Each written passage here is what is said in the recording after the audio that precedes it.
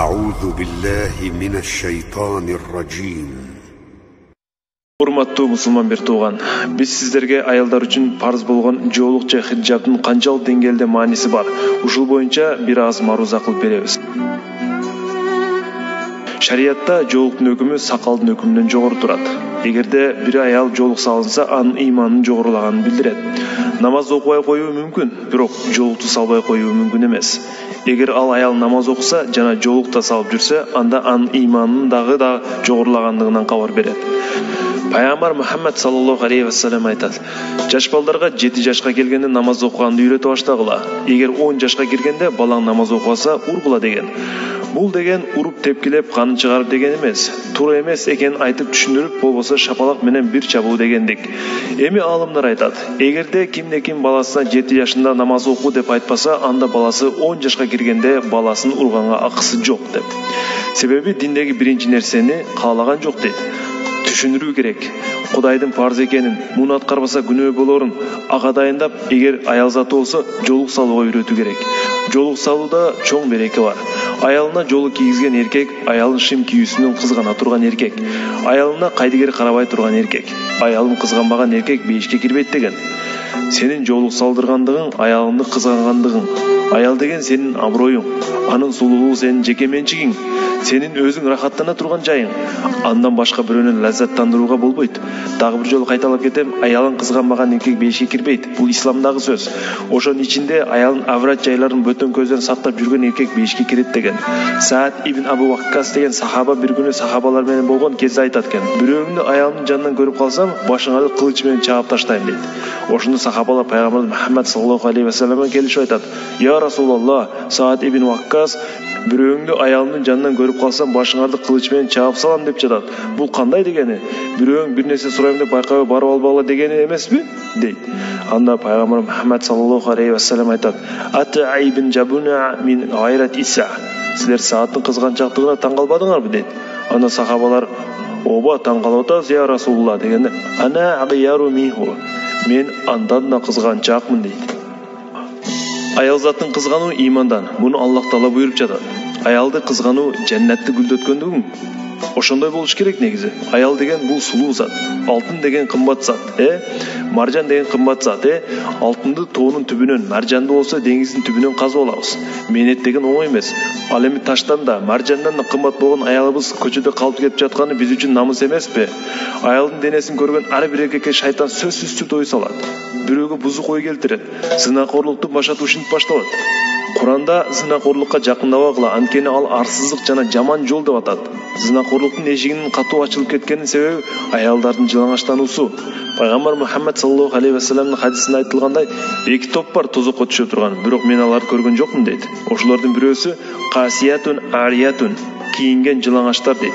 Пайгамбарыбыз биздин замандагы аялдарды айтып жатат бул жерде. Кийим бар, бирок жылаңач сыяктуу. Муну баарыбыз көрүп турабыз. Демек, аны чечиндирүүнүн кажети жок. Ал проблема эмес. Эркек болуп, ал эми аял болуп жаратылгандан кийин эркектин аялга болгон кумары бул табигый нерсе. Ал эми жогорудагы аятта зынакорлукту каалабагыла деген жок. Балким зынакорлукка жакындабагыла деп кайтарып жатат. Көзүңдү тый, оюңду тый, колуңду тый деп жатат. Пайгамбар Мухаммад саллаллаху алейхи ва саллям иман ушунчалык күчтүү, өзүнүн шахабатына ээ боло ала турган адам, ла исафихун ниса, мен жалпы аялдар менен амандашпаймын дейт. Мына ушул жерде амандашуунун өзү туура эмес болуп калдыбы? Жок, маселе башка жакта. Бизде конокко келген кезде, "О, кандай, амансыңарбы?" деп кол эмес, бетинен, оозунан да өбүшүп көрүшөт. Бул ачуучундук. Шариятта аял кишини кийиндирүү, жоолук салдыруунун чоң пайдасы бар. Ал эми ошол жоолук салдырбагандын зыян жактарын айтып өтөлү. Мына, Казакстандын Караганды областында бир окуя болуп өткөн. Bir жигит менен кыз үйлөндү. Бул ислами той эмес, бирок болгону зынакорлукту себеп кылган бир жаман окуя болгон. Ошентип үйлөнөт экен. Экөө тең сулуу, кыз дагы, жигит дагы мыкты. Экөө үйлөнүп өмүр сүрөт, бала чакалуу болот.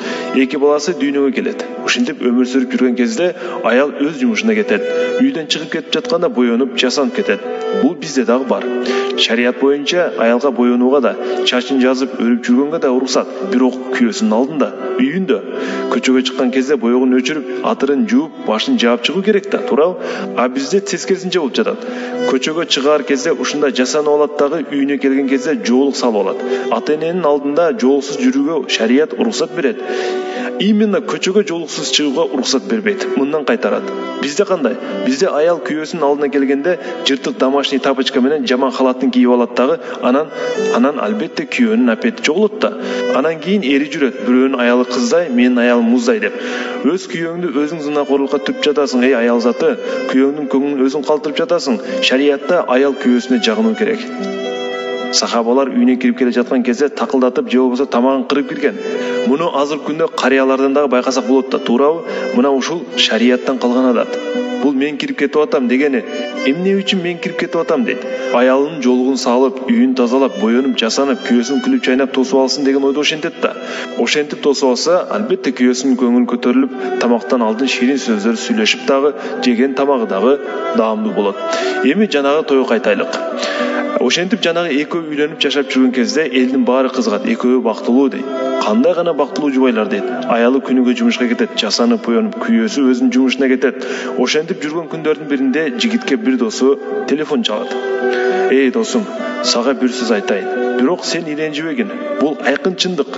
Жаман ойлобо, бирок мен ошентип күмөндөп атам. Сенин аялыңа баардык эркектер кызыгып жүрөт го.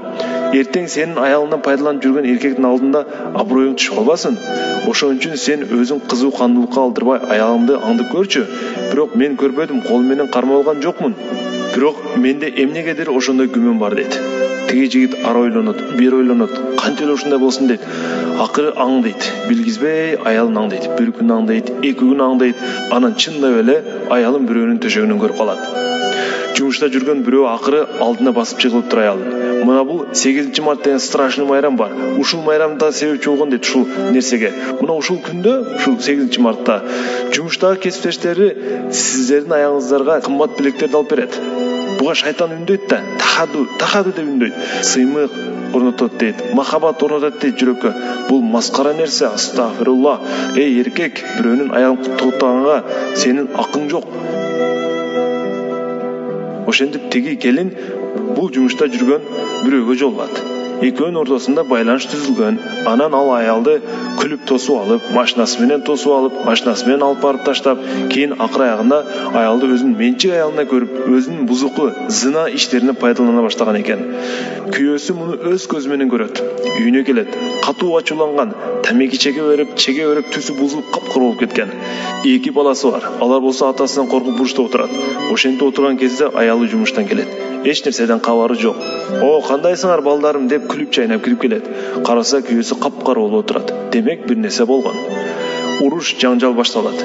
Күйөөсү аялына ушунчалык катуу ачууланган абалда бычак алып барып, аялын ошол жерде өлтүрөт. Ачуу калдырып кескилей берген, эч нерсе калтырбаган. Чачып салган дейт өзүнүн аялын. 2 баласынын көзүнчө ушул ишти кылып, өзү 7-чи кабаттан боюн таштайт. Аялы дагы өлдү, өзү дагы өлдү. 2 баласы жетимканада. Бир үй бүлө жок болду мынакей. Мына зынакорлук деген эмнеге алып келди? Урматтуу мусулман бир тууган, буга эмне себеп болду? Албетте аялдын ачылып чачылып жүргөндүгү, динден түшүнүгү жоктугу. Ошондон аялдарды жашыруу керек. Урматтуу мусулмандар, коргоо керек аял затын.